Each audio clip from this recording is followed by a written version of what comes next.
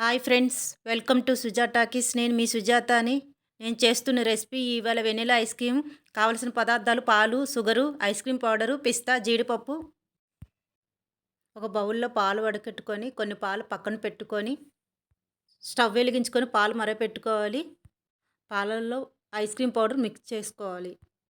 Ice cream పౌడర్లో sugar ఉండదు కాబట్టి పాలల్లోని షుగర్ వేసుకోవాలి. కలుపుతూ ఉండాలండి. కరిగిన తర్వాత పాలల్లోని కలుపుకున్న ఐస్ క్రీమ్ పౌడరు ఇప్పుడు వేసుకోవాలండి.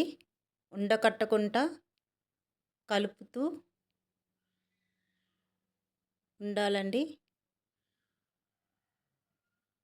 ఆల్మోస్ట్ మనకి రెడీ అయిపోయిందండి. చల్లారిన తర్వాత ఒక బౌల్లో తీసుకోవాలి. అది ఫ్రిడ్జ్లో పెట్టుకోవాలి.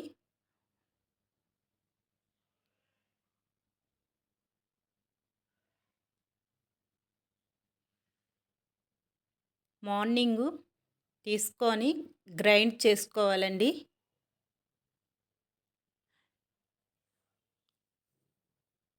గ్రైండ్ చేసుకుంది లేయర్గా వేసుకొని చాకో చిప్స్, పిస్తా, జీడిపప్పు వేసుకొని